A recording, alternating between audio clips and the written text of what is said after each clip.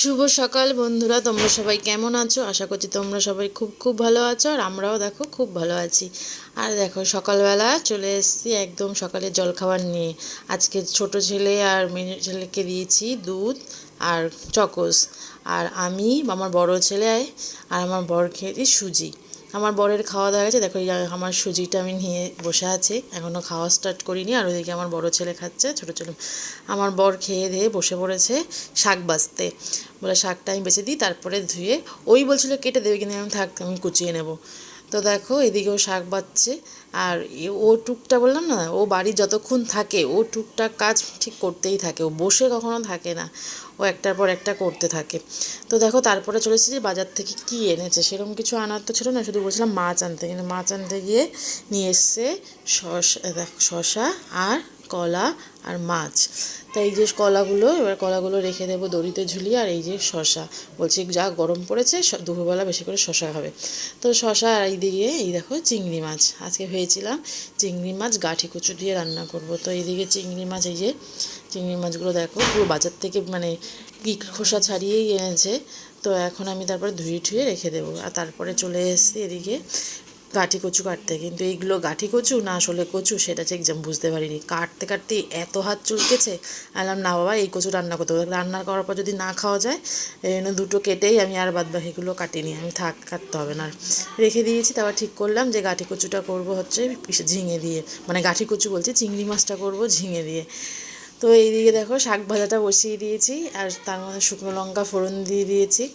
তো এই শুকনো লঙ্কা আর দেবো হচ্ছে রসুন ফোড়ন, শুকনো লঙ্কাটা একটু পোড়া মানে হয়ে গেলে ভাজা ভাজা, তারপরে দিয়ে দেবো রসুনগুলো। তো রসুনটা ভাজা হয়ে গেলে তার মধ্যে শাকটা দিয়ে ভেজে নেব। তো দেখো আমার শুকনো লঙ্কাগুলো প্রায় হয়েই গেছে ভাজা ভাজা। এবার আমি এর মধ্যে দিয়ে দেবো হচ্ছে রসুনগুলো যে রসুন থেতো করে রেখেছি, দেখো এই রসুনগুলো থেতো করা মানে বাটনা থেতো করে রেখেছি। তা এই রসুনগুলো দিয়ে দেবো। এরপরে দেবো ওই নোটে শাক, দেখলে তখন যে আমার বর বাচ্চিলো সেইটাকে আমি আগে একটু নুন দিয়ে মানে তার শাকের জলটাকে করে নিয়েছি, যাতে শাকটা মানে সেদ্ধ সেদ্ধ হয়ে গেছে। এবার শাকটাকে শুধু তেলের উপর দিয়ে একটু ভাজা ভাজা হলেই হয়ে যাবে, আমার বেশিক্ষণ টাইম লাগে না। আগে আমি হয় মানে নুন দিয়ে শাকের জলটাকে করে সেদ্ধ করে নিই, যাতে আর তেলে দিলে জলটা না ছাড়ে। এখন এই দেখো রসুনগুলো একটু ভাজা ভাজা হবে সেই ওর মধ্যে আমি দেব হচ্ছে গিয়ে শাকটা। তো এখন রসুনগুলোকে একটু লাল লাল করে ভেজে নিই।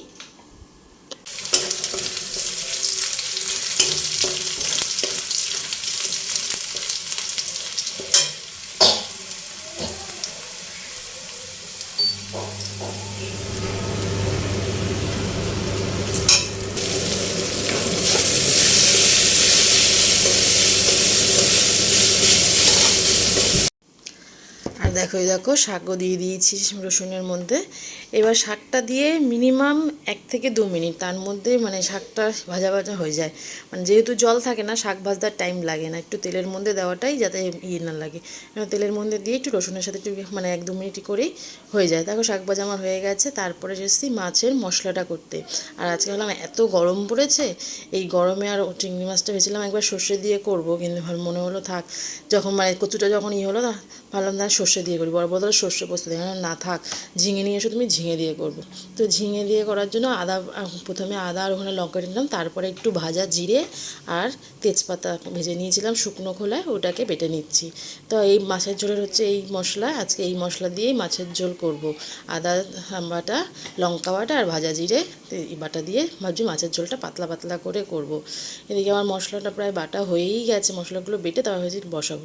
তো দেখো এদিকে কড়াই বসিয়ে দিয়েছি, আর কড়াইতে ফোড়ন দিয়েছি হচ্ছে গিয়ে সাদা জিরে আর শুকনো লঙ্কা, তার মধ্যে আলুগুলো দিয়ে দিয়েছি। আর এই পাশে তার আগে মানে মশলা বাটতে হতে এই পাশে আগে করে নিয়েছিলাম, ঝিঙেটা ভাজা হয়ে গেছে, ঝিঙেটাকে একটু ভেজে রেখেছি যেন একবারে দিলে যেন তো জল বেরো ঝিঙে থেকে অনেকটা, যেন আগে একটু ভেজে নিলে জলটা মানে আর তোমাকে পরে আর করতে হবে না। পরে যখন তরকারি কষাবো তখন তার মধ্যে দিয়ে দেবো, যখন মশলা দিয়ে আলুগুলো কষাতে থাকবো, একটু কষানো হয়ে যায় হয় তখন ঝিঙেগুলোকে দিয়ে দেবো। তো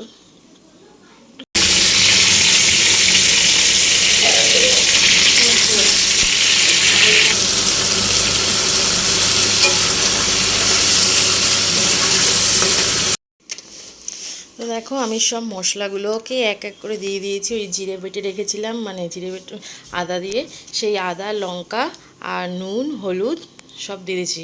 আর ওই জিরে বাটাটা এখন কিন্তু দেবো না, জিরে বাটাটা ঠিক যখন তরকারিটা আমার হয়ে যাবে তখন জিরে বাটাটা দিয়ে নামিয়ে দেবো, ব্যাস।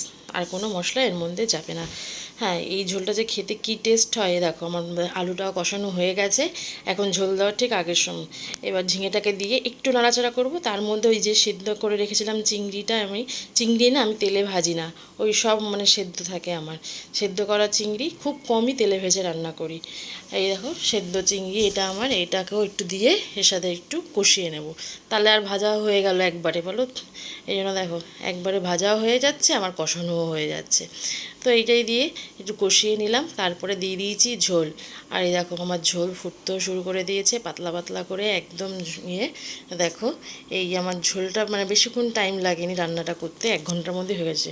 এই দেখো আমার ফাইনাল লুক, আমার ঝিঙে চিংড়ির ফাইনাল লুক। আর খেতে যে কী ভালো হয়েছিল তোমাদেরকে কি বলবো, আজকে আমার ছেলেরা খুব ভালো খেয়েছে এই ঝিঙে দিয়ে, মানে গাঁঠি কচু দিয়ে না করে ঝিঙে ডিসিশন নিয়ে খুব ভালো করেছি।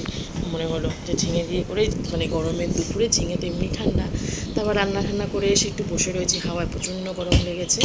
হ্যাঁ, এই জন্য বসে ভাবলাম আজকে রান্না করতে করতে না আবার অনেকটা বেলা হয়ে গেছে, মানে অনেক দেরিতে রান্নাঘরে ঢুকেছি, তার আগে পর্যন্ত মানে এদিক ওদিক এই বসেছিলাম, রান্নাটা ঠিক অনেক দেরিতে হয়েছে। রান্না ঠান্না করেও কিছুক্ষণ বসে রয়েছে, চুপ করে স্নান করতে যাইনি, এত গরম মানে খুব অস্থির লাগছিল। তারপরে আমার ছেলেদেরকে খাবারটা দিয়ে তারপর চলে যাই, ওরা খেতে থাকুক, তারপরে এসে আমরা দুজন খাবো। তো আমার বর বাড়ির ছিল, ওই জন্য কোনো অসুবিধা নেই, ও বসে ছোটোটাকে খাইয়ে দিয়েছে।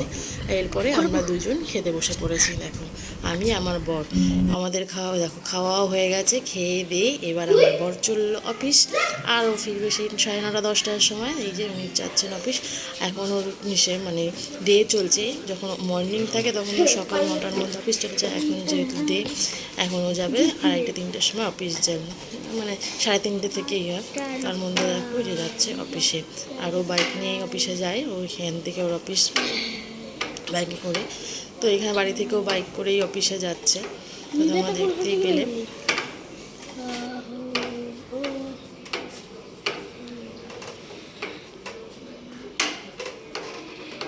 নিচু নিচু কাদা লাগবে।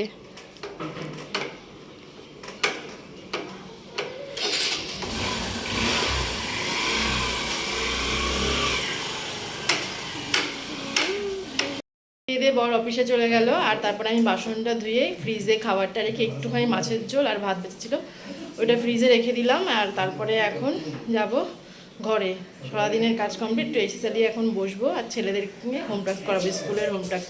এখন তো অনলাইন ক্লাস হচ্ছে ওদের, যেহেতু সামার ভ্যাকেশন পড়েনি, কিন্তু গরমের জন্য স্কুল বন্ধ, এর জন্য অনলাইনে পড়া পাঠাচ্ছে, সেইগুলোকে এখন খাতায় ওদের দেখাতে হবে, ওগুলো লেখাবো, তারপরে একটু শোবো। তো আপাতত এইটুকু কাজ আছে, তার মধ্যে ছাদ থেকে যে জামা কাপড়গুলো এসছে ওগুলোকে ভাঁজ করব, ভাঁজ করে রেখে তারপরে ওদেরকে নিয়ে বসবো। এই কটা জামা কাপড় ভাঁজ করব, ভাঁজ করে তারপরে বসবো। তো এই কটা ছিল ছাদে জামা কাপড়, শুকিয়ে গেছে সব, এখন এগুলোকে ভাঁজ করে রেখে দেবো। তারপর দেখো এই যে শুয়ে আছি, কিন্তু শোয়ার পর আমার যে কী শরীর খারাপ লাগছে, যখন বসেছিলাম তখন অতটা শরীর খারাপ লাগেনি, ছেলেদেরকে নিয়ে যখন করছিলাম পড়াচ্ছিলাম, কিন্তু শোয়ার পর হট করে এত গলাটা ব্যথা করছিল, মানে কাল থেকেই গলাটা একটু ব্যথা ব্যথা ছিল, কিন্তু এত গলা ব্যথা লাগছিল যে শুয়ে মাথাটাও ধরে গেছিলো। তারপরে দেখো এদিকে শুয়ে আমার ছেলেদের অবস্থা দেখো কি করছে, এরা সব মিলে তো ঘরের মধ্যে দৌড়াদৌড়ি হুড়োহুড়ি, এরা 3 ভাই মিলেই ঘরের খেলাধুলো মারপিট সারাদিন এদের চলতেই থাকে, এদের বাইরে কাউকে লাগেও না আর ইয়েও না। দেখো দেখো দুপুরবেলা ঘুম টাস্ক করে আমি একটু শুয়েছি, তার মাঝখানে ওর বদমাশি দেখো, ওদের সারা ঘর এরা কাগজ কেটে কেটে করেছে, ও করেনি, করেছে আমার ছোট ছেলে, এটা নিজেটা সারা ঘর কাগজ কেটেছে। এখন আবার এগুলোকে ঝাড় দিতে হবে, এদের বিছানায়ও আছে দেখো অবস্থা দেখেছো। এখন এটাকে ঝাড় দেবো, ঝাড় ফাট দিয়ে তারপর যাবো চা বানাতে। আর কাদের বাড়িতে এরকম দুষ্টু বাচ্চা আছে বলো তো, সারাদিন ধরে কাগজ কাটে এই কাটে, বলো কমেন্ট করে।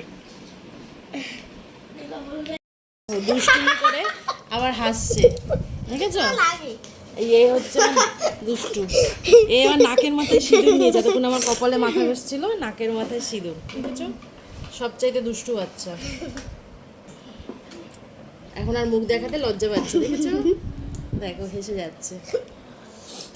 তো চলো, তারপর ঘর ঝাঁট দিয়ে ঘরটাকে পরিষ্কার করে রেখে দেখতে বলে ঘরের কি অবস্থা ছিল। ঘরটাকে একটু গুছিয়ে ঝাঁটফাট দিয়ে চলে আসলাম, একটু চা বানাতে বললামই না, কি গলাটা ব্যথা করছে হট করে না, এত ঠান্ডা লেগে গেছে বুঝতেই পারছি কেন, সারাক্ষণ এসি, তারপর ঠান্ডা জল, আর কি বলো শরীরে আর কি দোষ তো হবেই, মানে এই হয়ে চললে তো হতেই থাকে। আর যা গরম পড়েছে না খেয়েও পারা যাচ্ছে না ঠান্ডা জল, নাহলে আমি আগের বার গরমও ঠান্ডা জল খেয়ে, কিন্তু এইবার ঠান্ডা জল ছাড়া খেতেই পাচ্ছি না।